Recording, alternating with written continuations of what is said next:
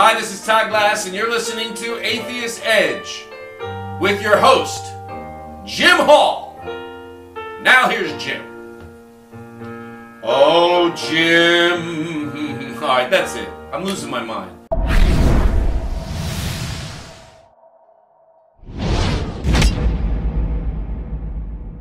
There are 3 citations here. One is from the Quran and 2 are from the various hadiths. But as you're reading this, knowing where it's from, but also think about Corinthians, Timothy, Titus, the Pauline epistles, because a lot of it sounds just like that part of the New Testament. Men have authority over women. Allah made men better than women. In order for a woman to be good, they must be obedient to Allah, and their husband guard their genitals and protect their husband's property. A man is permitted to beat a disobedient woman. You can also beat a woman if she puts on too much weight, forgets to pray, goes somewhere alone, or refuses to have sex with you. Say it with Courtney, me, folks. do it. Do your classic. Misogyny. Yep.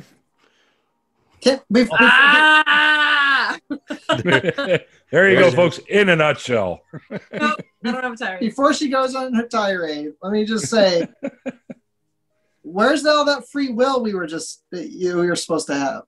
Yeah. Apparently now it doesn't apply. Not for girls. Sorry.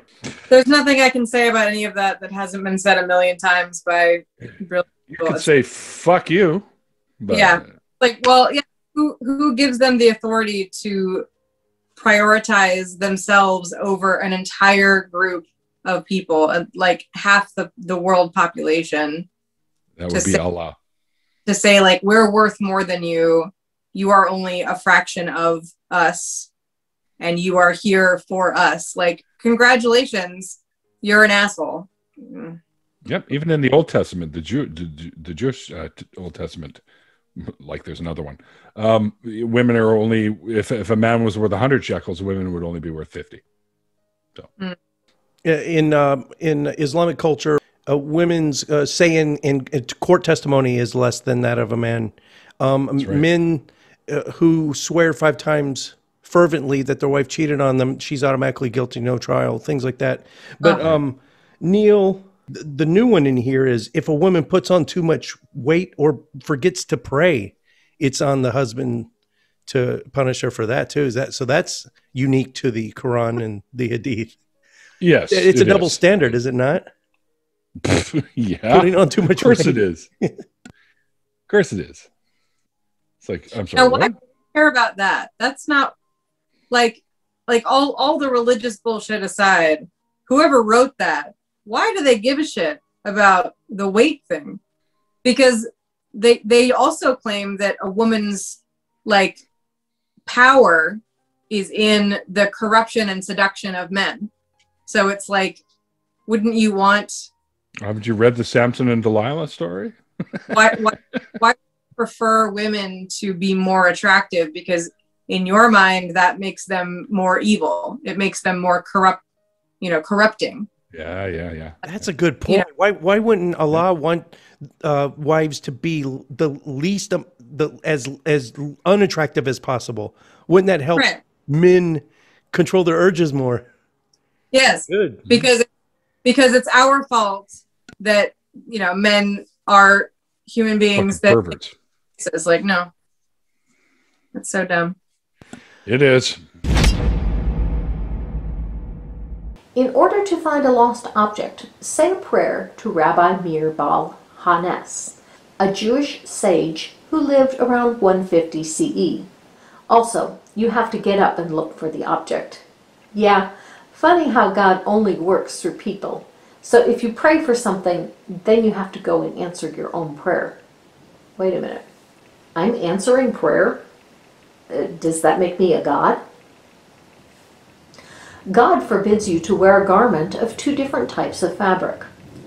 Somehow, with the Amish and Mennonite, this was translated into wearing mixed colors, and many of their sects forbid their members to wear a garment of more than one color. There was a preacher who infamously declared that he would rather his child be dead than be found wearing 2 colors of clothing. Unfortunately, I don't remember who this was, when it was said, or in what context. It's quite old. I heard it at my children's school a couple decades ago, but I couldn't find anything on who said it and when I was searching. All knowledge and wisdom can be found in the Torah. Turn it and turn it, for all is in the Torah. I had no clue what this was supposed to mean. Evidently, it's a slogan in the Jewish faith that if you don't know the answer to a question, check the Torah. It's in there. If you don't find it, look again and again. That's the turn it and turn it. They think if you keep looking, you will eventually find the answer. They are right, in a sense. Christians do the same thing with the Bible. If you keep looking long enough while telling yourself that the answer is there, eventually you will find an answer, even if you have to really bend the words to make them into the answer that you were looking for. It's why Christians, guided by the same Holy Spirit, read the same verse and see entirely different things. Even a single person will look at a verse one day and see one thing, and another day and see something entirely different. Christians see this as a profound spiritual experience. They see this as getting deep into the Word and revealing the nuances of Scripture, rather than what it really is, finding what you want to find. The police use this tactic too, and with it, they convince people to confess to crimes that they didn't commit. They are so sure that they have the right suspect that they will break the person down by asking them over and over for hours on end, until they convince the person that they don't know what happened, and maybe they could have committed the crime. And from there, they convince the person that they are better off confessing to the crime. It's why in an interrogation you should always ask for a lawyer. Even if you know you are innocent, still ask for a lawyer. A man can divorce his wife by simply writing, "You are hereby permitted to all men," on a piece of paper and giving it to her. This reminds me of an old SNL skit from when Steve Martin was one of the not yet ready for primetime players. He played a foreigner explaining to a friend in the United States how they did breakups in his country. You just walk up to the girl and you say, "I break with thee, I break with thee, I break with thee," and then you throw dog poop on her shoes. Then you go out and you look for the girl with the freshest dog poop on her shoes. Wash your hands after every meal to avoid the possibility of touching your face and accidentally blinding yourself by getting salt in your eyes. They must not have realized that tears contain salt. I'm not sure how they would know this, as they clearly taste of salt. Surely they don't put so much salt on their food that their hands would be saturated with it. It's not even possible. According to George Courant, MD, PhD in ophthalmology, table salt, sodium chloride, it stings, it creates a hypertonic solution in your tear film, which is uncomfortable. It literally draws moisture out of your corneal surface, drying your cells. It hurts. It burns. Also, if you start blinking before the salt crystals are dissolved into the tear film, the salt crystals will scratch your cornea. Then your eyes will sting even more. But it won't blind you. I've seen the chart, and they call it going up the bridge. The bridges are horizontal. I always thought it should be going up the ladder instead of going across the bridge. It just doesn't make sense to me. But so the pinnacle is operating thetan 8 at this point.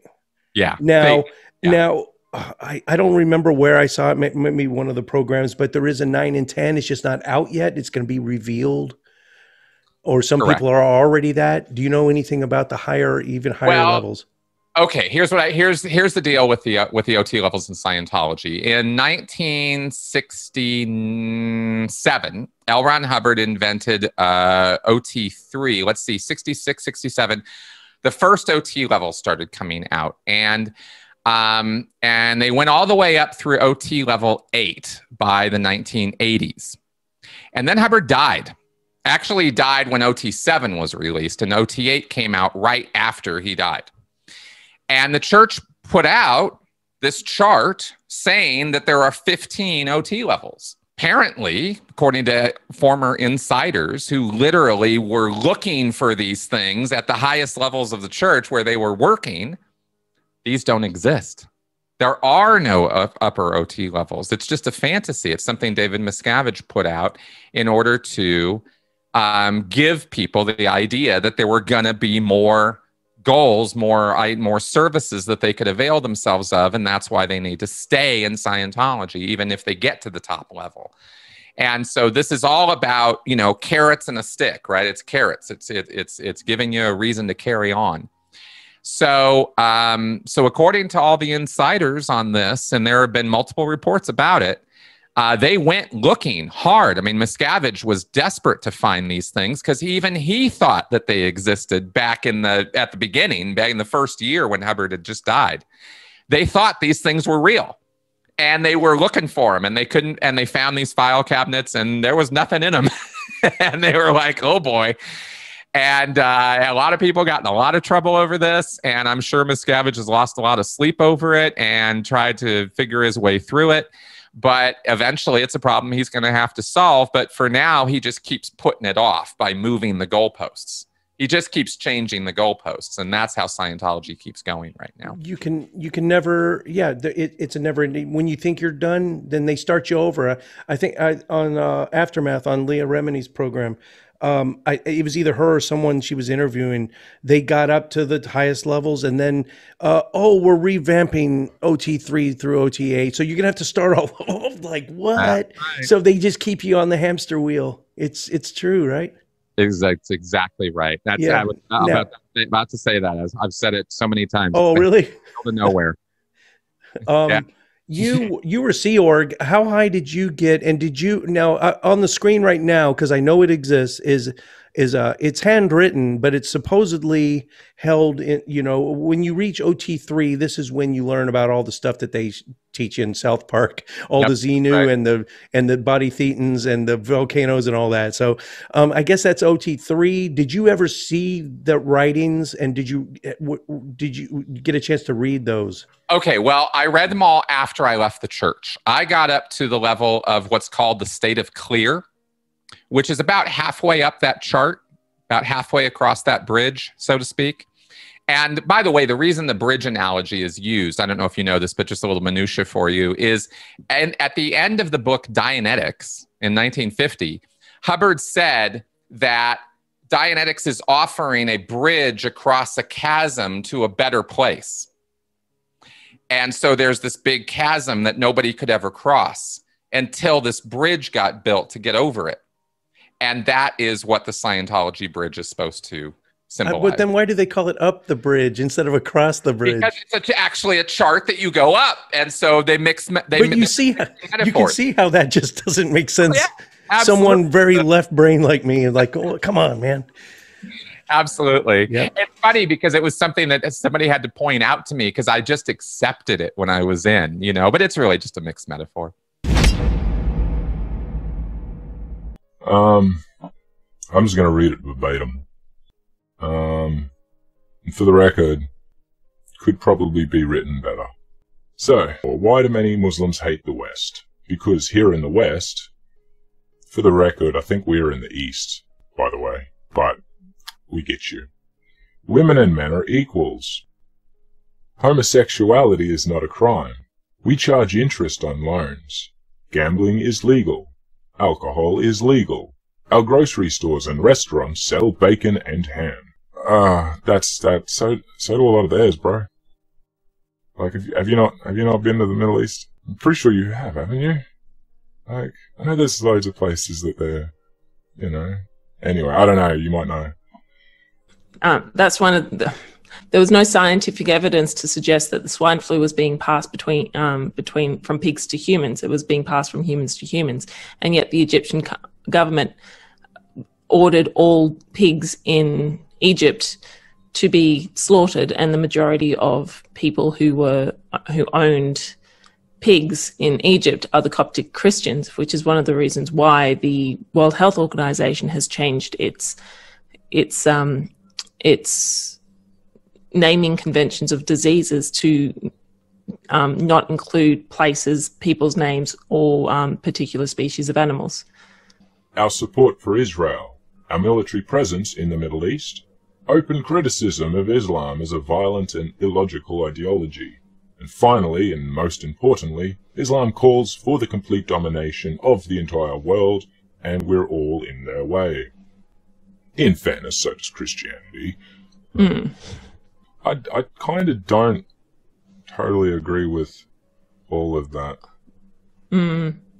I just don't know how to put it into words to why I think there are ways to have put this chapter in a more... it's a less inflammatory way, because this is borderline... With a little more wording, with a little more explanation and detail, it can go a long way to getting the correct point across, as opposed to minimizing it down to small dot points. It is borderline bigoted, this. Even if this was even about Christians, I would consider this to be slightly bigoted. But nonetheless. Yeah. There is, I mean, the good points, but at the same time, a lot of this, you're walking on thin ice with this one. The stars and planets are glued to the inside of an upside-down giant metal bowl in the sky. This bowl is referred to as a rakia, or firmament, which is metal that has been beaten into a particular shape. Above the bowl are oceans of water. This bowl also has hatches that can be opened by God for the releasing of water onto the earth to make it rain, or to kill people with floods. The firmament has also been described as being made of glass or crystal. Modern cosmology destroys ancient concepts of the universe. It's just a fact. Anyone who still believes in a firmament, despite now being able to view uncut footage of GoPros being sent into space, need their head read. Not even Christians can agree on what the firmament is. They can't agree on how high it is, if it should be called the expanse or the firmament, and others, like Answers in Genesis, are just being lazy in the face of evidence and calling the firmament outer space. And this is just playing it safe, because they know that they've still got quite a few decades before we'll ever be able to reach that far into space. They can remain safe in their belief that the firmament is out there somewhere. But until that time, this is the lie they'll perpetuate. This is the interpretation they're going to stick with until we prove otherwise. It's already been shown that there is no dome over the earth. It's already been shown that there's nothing out there. This fearful grasping of straws that are desperately slipping through their fingers is a sad and pathetic sight.